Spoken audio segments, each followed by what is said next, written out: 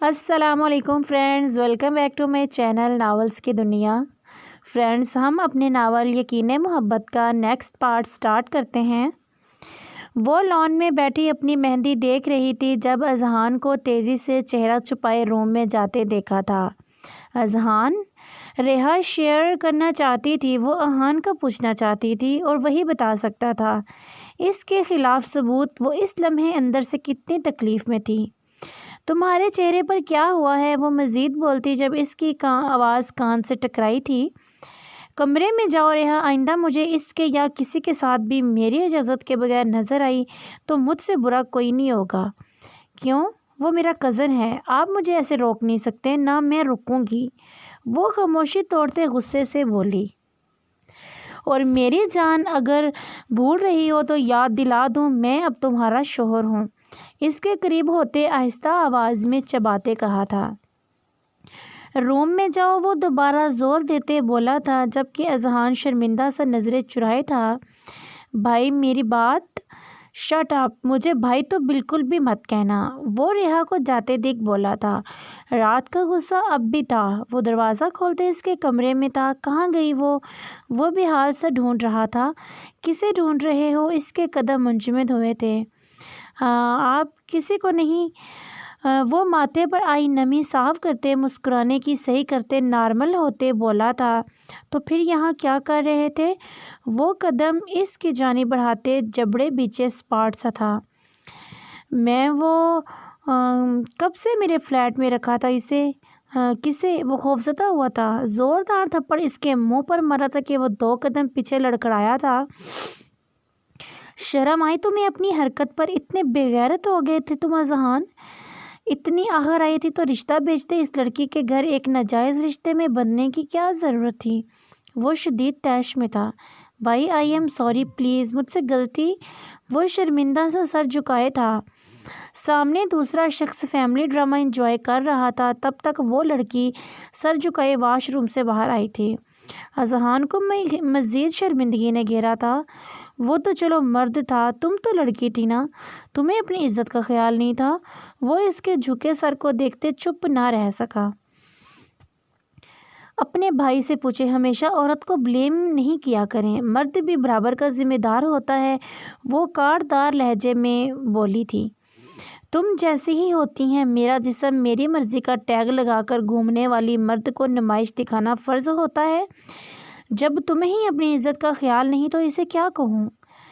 کیوں رکھا اسے یہاں؟ پھر جب کوئی رشتہ ہی نہیں تو؟ اذہان پھنکارتے بولا تھا۔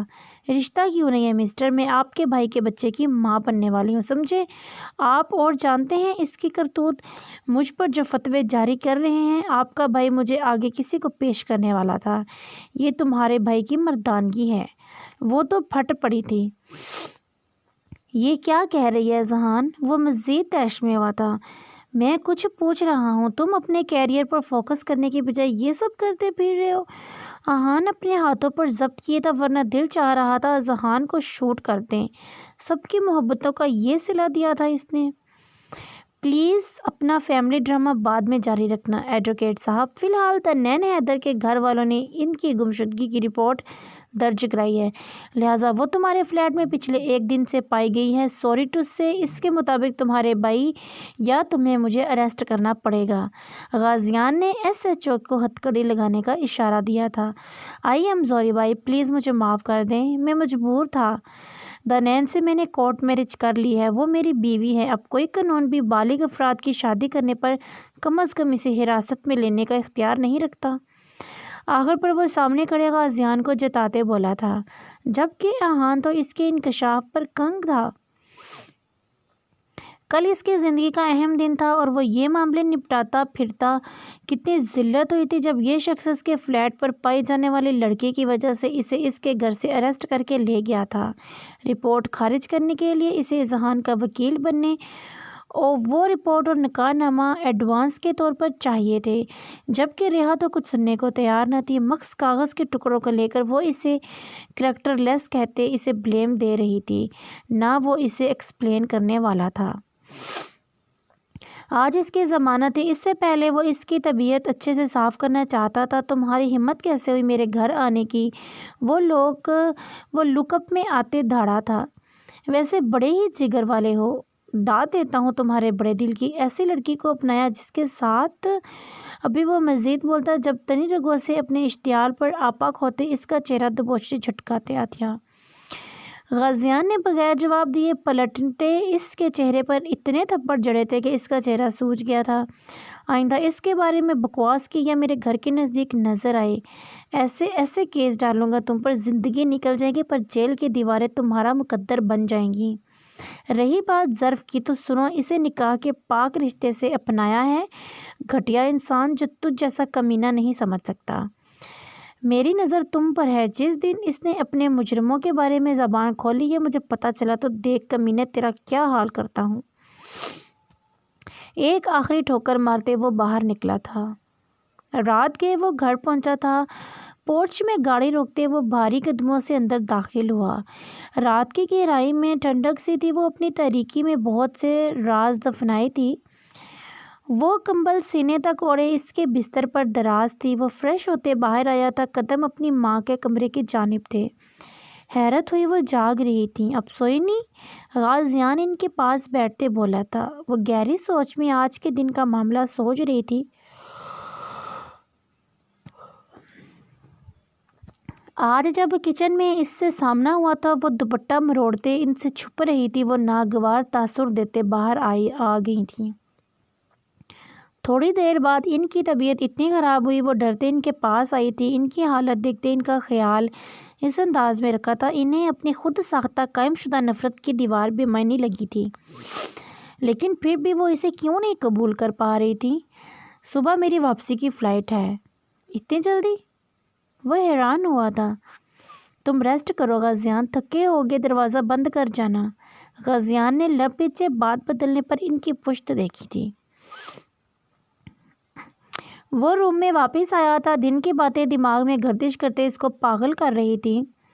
اس پر نظر ڈالی تھی۔ وہ دراز سے سگریٹ اور لائٹر لیتے سامنے سنگل صوفے پر آنکھیں موندے لبوں میں سگریٹ دبائے پرسوچ سا خلا میں دھواں چھوڑ رہا تھا۔ نیند میں عجیب سی اسمیل محسوس کرتے وہ اٹھی تھی۔ ہوش کی دنیا میں واپس آتے نظر اس پر پڑی یہ دھواں اور سگریٹ کی اسمیل اس کی برداشت سے باہر تھی۔ وہ کھانسی کا گلا گھونٹتے ننگے پاؤں خاموشی سے ناک پر دوپٹہ رکھتی نوب گھمائے باہر چلی گئی تھی۔ دروازے کی آواز سے اس نے سگریٹ کا دھواں خلا میں آزاد کرتے بند آنکھیں کھولی تھیں۔ 15 منٹ تک وہ روم میں واپس نہیں آئی۔ اب اس کے شفاف ماتھے پر بال نمودار ہوئے تھے۔ سگریٹ مسلتے سیاہ چپل سفید پیروں میں ریزتے باہر نکلا تھا۔ وہ کہیں نہیں تھی۔ غیر ارادی طور پر خوفزدہ سا ٹیرس کو دیکھا تھا۔ غازیان نے فوری چھت کا رخ کیا۔ آہ! وہ بری طرح چیخی تھی۔ اس کی زخمی بازو اس کی گرفت میں ہونے کے باوجود وہ آدھی اس وقت نیچے لٹک رہی تھی۔ مرنے کا شوق زیادہ ہے؟ یہاں سے گر کر چند ہڈیاں ٹوٹنے کے علاوہ تمہارا سپائنل کارڈ بری طرح متاثر ہو سکتا ہے۔ اور اسے ریلنگ سے پورا نیچے جھکائے اونچائی کا اندازہ لگائے تھا۔ نفی میں سر ہلاتے وہ بے آواز رونا شروع ہو گئی تھی۔ کیا کر رہی تھی پھر اوپر؟ اس کی سرد آواز یک دم کھینچتے وہ اس کے سینے کے ساتھ لگتی خوف سے گہرے سانس بھرتی بحال تھی۔ مجھے سگریٹ سے الرجی ہے۔ وہ اسے نیچے دھکیلتے اس لمحے شدید خوفزدہ ہوئی تھی۔ تم روک سکتی تھی مجھے؟ وہ چند قدم کا فاصلہ طے کرتے پھر روبرو تھا۔ اس کے پرفیوم اور سگریٹ کی مدھم خوشبو اس کو بالکل اچھی نہ لگی تھی۔ پلیز، وہ ہراساں سے اس سے فاصلہ قائم کر رہی تھی۔ اس لمحے غازیان کی نظر سیاہ خوفزدہ آنکھوں سے سیاہ ماربل پر دھرے اس کے ننگے پاؤں پر پڑی۔ مجھے جانتے بوجھتے انجان کیوں بن رہی ہو؟ وہ ریلنگ سے ٹیک لگائے ذرا فاصلے پر ہوتے اجنیت کی دیوار گرا رہا تھا۔ اگر تو آپ محض ایک ملاقات کا حوالہ دیتے یہ جتا رہے ہیں کہ آپ مجھ سے دھواں دار محبت میں گرفتار ہیں تو مجھے نہیں پتا، نہ ہی مجھے آپ کو جاننا ہے۔ وہ آنسو چھپائے اس سے تیزی سے دور ہوتی جب اس کا ہاتھ تھام چکا تھا۔ مجھے حقیقت سے منہ موڑنے والے لوگ اچھے نہیں لگتے۔ بیوی سے محبت ہر ڈکشنری میں جائز ہے۔ وہ گہری نظروں سے دیکھتے کچھ باور کرا رہا تھا۔ مجھے طلاق چاہیے۔ اس نے سرد سے سر اٹھاتے سامنے سرخ آنکھیں لیے اس کو دیکھتے لب پیچھے تھے۔ ایک لڑکی جس کے پاس نہ عزت ہے، نہ گھر، نہ بہار، نہ اس کے اپنے۔ کوئی اتنا اچھا نہیں ہو سکتا غازیان نے غازی، پھر آپ کا مقصد مجھے اپنے پاس رکھنے کا آخر کیا ہے؟ میں آپ کو شرمندگی کے علاوہ کچھ نہیں دے سکتی۔ اس کے چپ رہنے پر وہ اپک ہوتے روتے چیخی تھی۔ جب ایک جھٹکے سے وہ اسے اپنی جانب کھینچ چکا تھا، کیا میرے پاس رہنے کے لیے یہ کافی نہیں ہے کہ تم میری؟ وہ اس کے ماتھے سے سر ٹکاتے تھکا سا سانس خارج کرتے رکا تھا۔ آئی واز وکٹم غاز 3 لوگ تھے۔ اب ایک ہچکی بندھ چکی تھی۔ وہ اس کا پورا نام بھی نہیں لے پا رہی تھی۔ اس کے آنسو اس کا کندھا بھگو رہے تھے۔ وہ جو سوچ رہی تھی ابھی وہ اسے خود سے دور جھٹکنے کا، پر وہ تو trust me I don't leave you at my cost. No ہرگز نہیں، جھوٹ ہے، یہ سب جھوٹ ہے۔ تم جانتے نہیں ہو ابھی، تم چھوڑ دو گے مجھے جیسے بابا نے نور کو چھوڑا، بالکل ویسے۔ وہ ریلنگ سے ٹیک لگائے آسمان کی جانب دیکھ رہا تھا۔ اس کی کمر کے گرد بازو حائل کرتے وہ اس کے کان کے قریب جھکا تھا۔ ہر مشکل کے ساتھ آسانی ہے، وہ سرگوشی میں بولا تھا۔ نور کے رونے میں کمی آئی تھی۔ میرے ساتھ کیوں پھر؟ وہ اسی پوزیشن میں اس کے کندھے سے لگے آنسوؤں سے بولی تھی۔ یہ آیت میرا حوصلہ ہے۔ وہ اس کے بال سے ہلاتے پھر سے دھیمے سے اپنے احساس سے اس کے وجود میں سکون بھرتے بولا تھا۔ اور تیرا رب بھولنے والا نہیں۔ پھر اپنی سٹیٹمنٹ ان کے خلاف کب دے رہی ہو؟ بابا نہیں چاہتے میں کیس کروں۔ چند پل بعد وہ اس رات کی ان کی بات یاد کرتے بولی تھی۔ اور تم؟ وہ اسے روبرو کرتے بولا۔ میں انہیں مار ڈالوں گی غاز۔ وہ نہیں جانتے جب ایک لڑکی کا کردار تار تار کرتے ہیں تو وہ صرف اپنی عزت نہیں کھوتی، اپنا ٹرسٹ، سیلف رسپیکٹ، اس کا غرور سب کھو دیتی ہے۔ وہ نوک کرتے اسٹڈی روم میں تھا۔ بولو کچھ کسر رہ گئی ہے تو؟ احان نے اس کو خاموش پا کر کہا تھا۔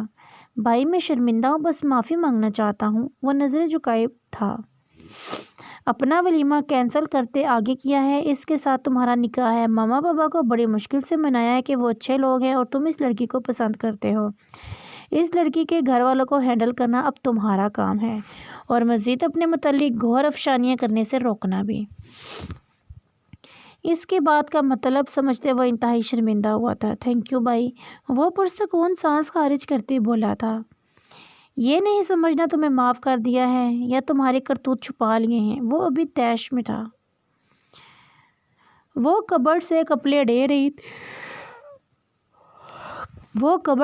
لے رہی تھی۔ پلٹتے دل دھک سے رہ گیا۔ وہ عین پیچھے تھا۔ براؤن دوپٹہ سر سے پچھلتے کندھے پر تھا۔ پیچھے ہوں وہ غیر محسوس انداز میں دوپٹہ درست کرتے کبرڈ کے ساتھ چپکی سی تھی۔ نہ ہوں تو؟ وہ عزلی بے نیازی سے اس پر جھکے ہی اپنے کپڑے نکالتے اسے زچ کر رہا تھا۔ نیچے ڈنر پر بھی وہ اسے کافی تنگ کر چکا تھا۔ 5 منٹ جان بوجھ کر اسے زچ کرتے وہ بغیر کپڑے لیے پیچھے ہوا تھا۔ ریحا کا دل چاہا اس کے سر پھاڑ دے۔ بی جان اور باقی گھر والوں کے سامنے کتنے مظلومیت کے رونے روئے۔ وہ واش روم جاتے پلٹی تھی۔ میری چپی کا مذاق نہیں بنائیں، بے فکر رہیں، شکایتوں سمیت سارے حساب ایک ساتھ ہی بھاگ کر دوں گی۔ I like challenges. وہ دل جلانے والی مسکراہٹ دیتے بولا تھا۔ وہ پیر پٹکتے واش روم میں بند ہوئی تھی۔ وہ واش روم سے واپس آئی، کمرہ نیم اندھیرے میں ڈوبا دیکھ پرسکون ہوئی تھی۔ کیا ڈراموں کی شوٹنگ چل رہی ہے جہاں تم اپنے ہیرو کے ساتھ صوفہ کھیلو گے؟ وہ دبے پاؤں بستر سے تکیہ لیتے جاتی جب اس کی آواز نے قدم جکڑے تھے۔ ویل سی یو ڈارلنگ، اگر تم ایک قدم بھی یہاں سے ہلی تو آج رات اپنی شامت کی خود آواز دو گی۔ زرد معنی سا لہجہ اس کو اس رشتے کا احساس اچھے سے دلا گیا تھا۔ ہلکی پیلی روشنی میں وہ بازو آنکھوں میں دھرے اسی پوزیشن میں نیم دراز تھا، جبکہ وہ عزلی بے نیازی سے ایک قدم مزید لیتی جب وہ ایک ہی جست میں اسے خود پر کھینچ چکا تھا۔ وہ ساکت پڑتی دھڑکنوں سے معنی خیز خاموشی میں اب اس کی دھڑکنیں محسوس کر رہی تھی۔ احان کی نظر اس کے نم سے چہرے پر تھی۔ ہمیں نے حشر اٹھا رکھا ہے بچھڑنے پر، وہ جانے جاں تو پریشان بھی زیادہ نہیں۔ غمگین لہجے میں بولتے اسے خود پر جھکائے تھا، میرے جذبات اجاگر کرنے کی ذمہ دار تم ہوگی۔ اس کی ناک چومتے اسے خود میں سمیٹ گیا تھا، وہ چہرے پر سرخی لیے کنگ سی تھی۔ وہ مزاحمت کرتی، اس کے ہاتھ اپنی کمر میں سے ہٹاتے بے حال تھی۔ مزاحمتیں بیکار ہیں۔ اس کے کان کی لو پر سلگتا لمس چھوڑا تھا، اب زبردستی کریں گے میرے ساتھ؟ وہ اپنی گال پر محسوس ہوتی، اس کی شیو کی چبھن سے تپتے گالوں سے آنکھوں میں نمی لیے بولی تھی، اختیارات رکھنے والے زبردستی کے قائل نہیں ہوتے۔ وہ اس کے بال بندے جوڑے کی زد سے آزاد کرتے ان میں چہرہ چھپائے خمار آلود لہجے میں بولا تھا، میں چوائس نہیں تھی آپ کی۔ میری اوقات پہلی رات میں واضح کرتے مجھے جواز دینے کی بجائے اب مجھے زبردستی حق جتاتے طلب پوری کرنا چاہ رہے ہیں آپ اپنی۔ اسے خود سے دور نہ کرتے ہار مان گئی تھی، گہرے سانس بھرتے اس کے ماتھے پر ہی اپنی پیشانی ٹکا گئی تھی۔ ایسے نکاح نامے، طلاق نامے اور کئی کاغذات میری فائل میں تمہیں اکثر ملیں گے اور تم مجھے ہر بار کریکٹر لیس اور بے حیا کے طعنے دو گی۔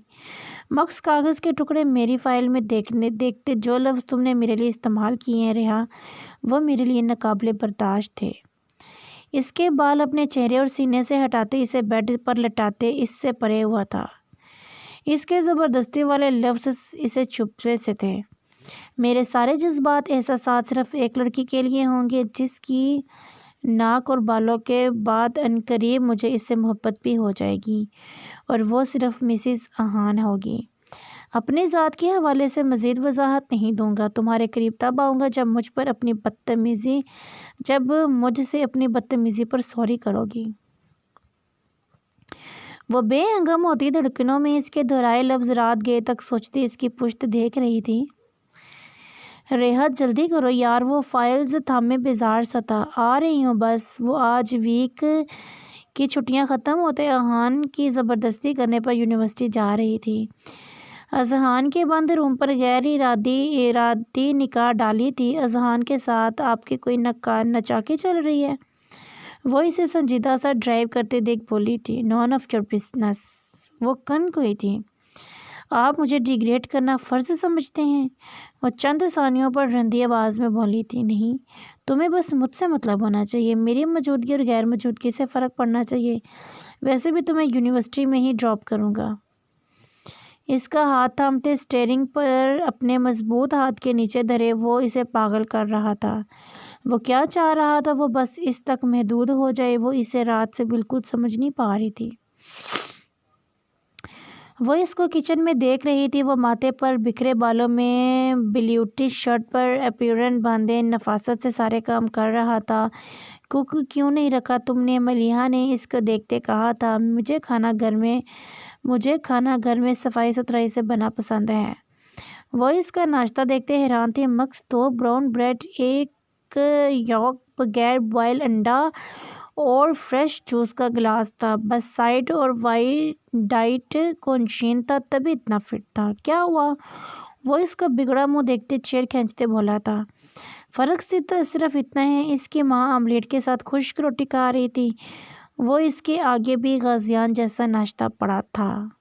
کچھ نہیں، وہ بمشکل ضبط کرتے نوالا لیتے حلق میں اتار رہی تھی، اس کی پلیٹ کھسکائی تھی، تم اپنے مطابق کا ناشتہ بنا سکتی ہو، میں یہ کرتا ہوں۔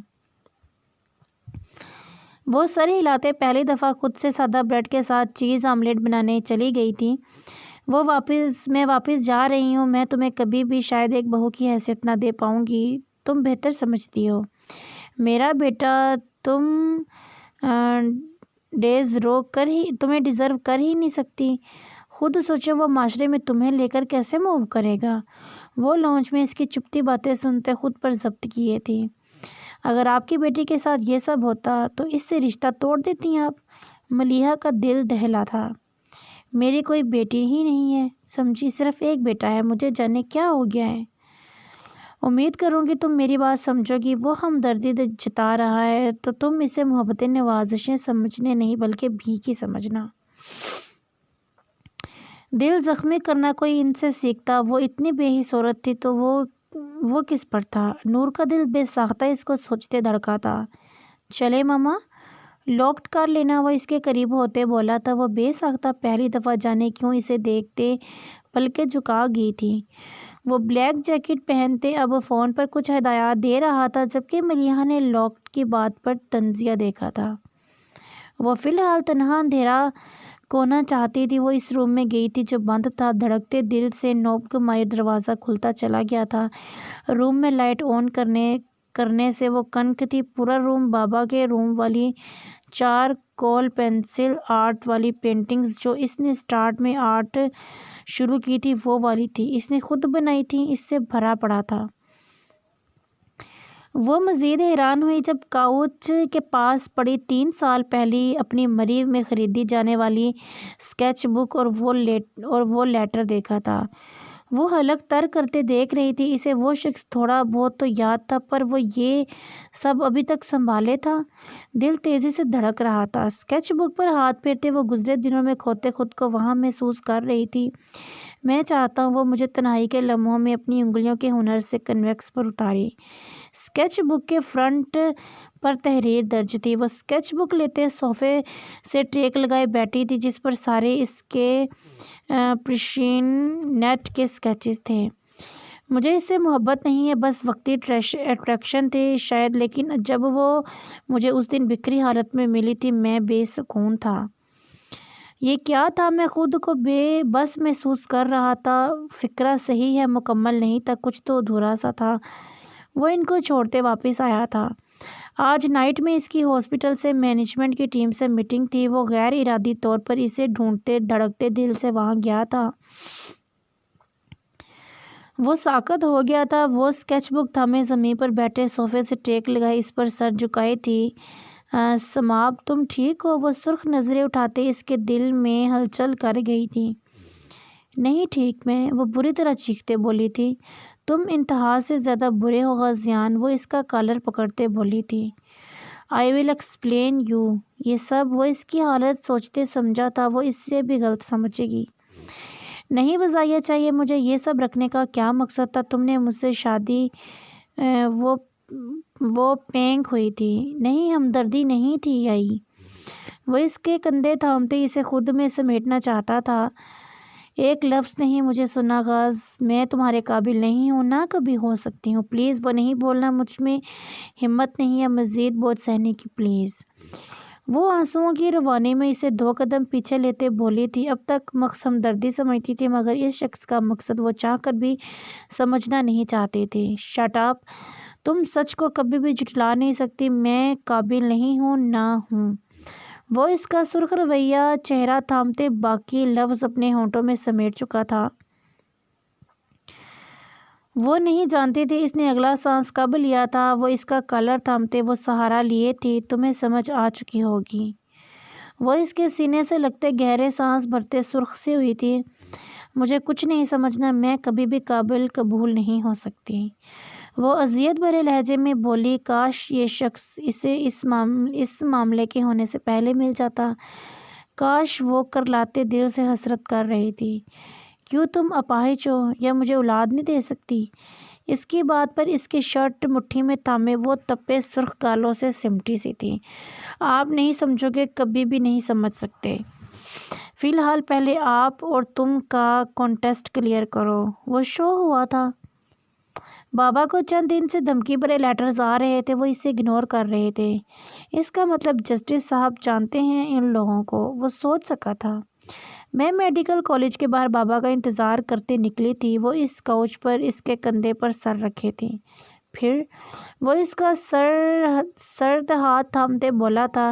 چند سیکنڈز بعد وہاں ہائیڈ آف آئی تھی، سب کی موجودگی میں بھی وہ لوگ مجھے لے گئے، لوگ صرف تماشا دیکھ رہے تھے۔ وہ اسے بتاتے اسی اذیت بھرے لمحوں میں چلی گئی تھی۔ میں انہیں نہیں جانتی، میں 3 دن ان کی قید میں نیم بے ہوشی میں رہی، بس۔ وہ اس کے مسلسل رونے پر اس کے لب پر انگلی جما گیا تھا۔ وہ بیڈ پر اس سے قدرے فاصلے پر لیٹی مسلسل سسکیاں بھر رہی تھی۔ حالہ اس کی پشت دیکھتے کروٹ کے بل ہوتے نرمی سے پکارا تھا، پلیز۔ وہ نفی کرتی شیٹ مٹھی میں لیتے مزید کنارے پر ہوئی تھی۔ وہ گہرا سانس بھرتے رہ گیا تھا۔ مزید چند پل اسے روتا دیکھتے وہ اسے کھینچتے، اس کا سر اپنی بازو پر ڈالتے اپنے حصار میں لے چکا تھا۔ وہ مسلسل اس کا اپنی گردن میں ڈالا ہاتھ ہٹاتے مزاحمتیں کرتے ہار مان چکی تھی۔ تم چھوڑ دو گے مجھے؟ وہ برے خدشے ظاہر کرتے سرخ میچی آنکھوں سے خاموشی توڑتے بولی تھی۔ تم یقین کر لو نہیں چھوڑوں گا۔ وہ اس کی سرخ بھیگتی گال سے ہلاتے اس کا رخ اپنی جانب کر گیا تھا۔ بابا نے اچھا نہیں کیا میرے ساتھ، تمہارے ساتھ۔ وہ اس کا چہرہ بے تحاشا قریب دیکھتے نم پلکیں جھکا گئی تھی۔ مستقبل میں یقین آ جائے گا، وہ لب اس کی پیشانی پر جماتے بولا تھا۔ اس کی تیز سسکیاں اس کے سینے سے لگے اب مدھم پڑ چکی تھیں۔ وہ سو گئی تھی۔ اس کا سر تکیے پر رکھتے وہ فاصلے پر ہوا تھا۔ اس کے معصوم چہرے پر نظریں جمائے اس کے گردن پر پڑا سبز کھینچا سا دوپٹہ احتیاط سے نکالتے دوسری سائیڈ پر رکھتے اٹھا تھا۔ وہ فریش سا ہوتے جانے کی تیاری میں تھا۔ وہ ہلکے خراٹے لیتے صدیوں بعد گہری نیند میں اس کی چھوڑی جگہ پر دونوں ہاتھ جمائے تھی۔ گھر لاکڈ کرتے وہ پریشان سا تھا۔ بابا نہیں چاہتے میں کیس کروں، دھمکی بھرے لیٹرز آ رہے تھے۔ کیا چاہتے ہو تم؟ اپنی بیٹی کو بدنام کر دوں؟ مجھے نہیں کسی پر کیس کرنا، میں کیس واپس لے رہا ہوں۔ اسٹیئرنگ تھامے حالہ اور زبیر کے جملے ذہن میں باز گشت تھے۔ نمبر ملاتے وہ بلوٹوتھ سے کال پک کرنے کے انتظار میں تھا۔ ایک نمبر سینڈ کر رہا ہوں، 27 مارچ سے ہے 29 مارچ تک ساری کالز ہسٹری چاہیے، اور اس کے علاوہ ایڈریس سینڈ کر رہا ہوں، نوٹ کرو۔ وہ ایڈریس نوٹ کرواتے رکا تھا۔ اس پر آنے والی ساری کالز کی رپورٹ چاہیے آج شام تک۔ وہ مطمئن ہوتے گاڑی کی پشت سے ٹیک لگا گیا۔ اس مجرم تک پہنچنا اب زیادہ فاصلے میں نہیں لگ رہا تھا، مکس 2 دن وہ سامنے ہوگا۔ وہ پرعزم ہوتے گاڑی کا روٹ بدل چکا تھا۔ بڑا ہی اڑیل گھوڑا ہے تیرا باپ، ارے پانی دے بیچاری کو، مجھے چھوڑ دو، بابا سے جو مانگو گے وہ دیں گے۔ وہ مسلسل نیند میں اضطرافی کیفیت میں تھی۔ خوف زدہ ہوتے وہ لینڈ لائن پر بجتی کال سے یکدم نیند سے جاگی تھی۔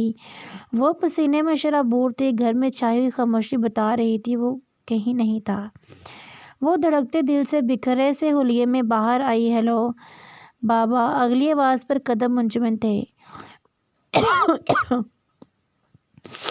وہ تکلیف میں تھے، اسے پکار رہے تھے۔ نور کو لگا اگر وہ اگلی چند گھڑیوں میں ان تک نہ پہنچی تو وہ مر جائے گی۔ میں آ رہی ہوں، وہ بہتے آنسوؤں میں بولی تھی۔ میرے پاس سیل فون بھی نہیں ہے، مجھے تو غازیان کا نمبر تک نہیں آتا۔ وہ مسلسل پریشانی سے ڈوبتے دل سے عادی ہو رہی تھی۔ دراز پلٹتے اسے کچھ نہیں ملا تھا۔ اس کی کبرڈ الٹی پلٹی تھی۔ جب لاکر کھلا پایا وہ کھولتے، ہمت جمع کرتے، چند نوٹ مٹھی میں تھامے وہ دوپٹہ درست کرتے، گہرے سانس بھرتے خود کو تسلی دے رہی تھی، یا اللہ ہمت دے مجھے۔ وہ گہرے سانس بھرتے بولی تھی۔